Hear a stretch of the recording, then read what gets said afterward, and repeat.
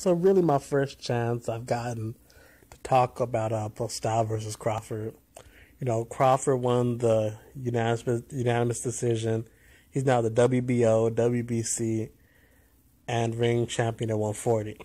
The other champions are Ricky Burns, who's already beat at 135, and an undefeated fighter by the Russian fighter by the name of Troya, who holds the IBF.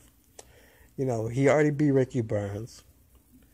If Crawford can't get Manny Pacquiao, I would be okay with a Troya fight. But as someone who's actually seen Troya fight several times, Troya has absolutely no shot. Crawford would probably batter him for 12 rounds, and people would still call it boring. And that's really going to be Crawford's career from now on. 135, he got knockouts, but you really look at who Crawford's going to fight now. It's going to be Postol. It's going to be Lucas Matisse. It's going to be Orozco. It's going to be Troya, Ricky Burns, Benavidez, Bradley, Vargas. This Russian they got coming up called Mean Machine. He touches guys and they go unconscious. You can look up his Brewer fight. He might, Crawford might one day go to 154 for Canelo. 147 for Pacquiao. This is what Crawford is going to be. So people are going to call him boring. And I want people to understand something. That's not necessarily racism. That's more about them not understanding the sport and them being fed a lie by HBO. And this is the lie.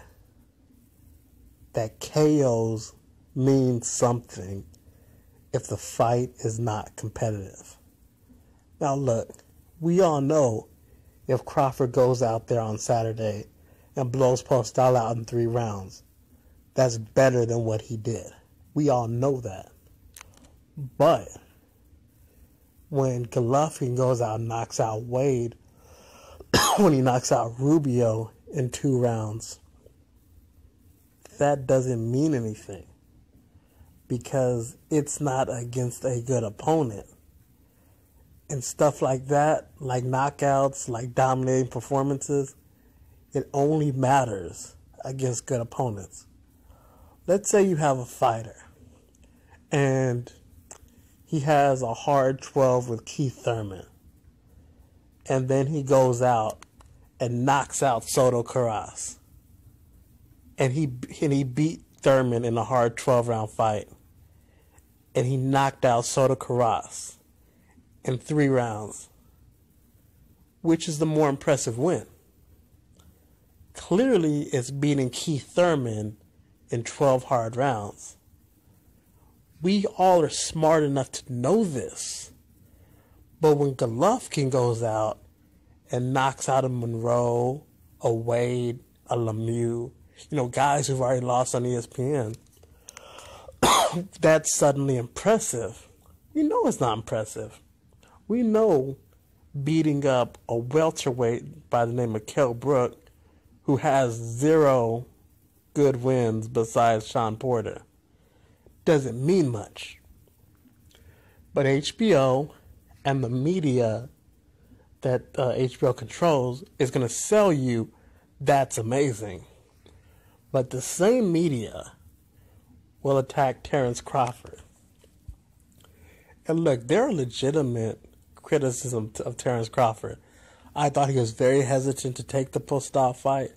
I said all along, Crawford beats Postol, but Crawford has embarrassed himself by literally he had his sister on Postol's Instagram page trying to justify why the fight wasn't going to happen.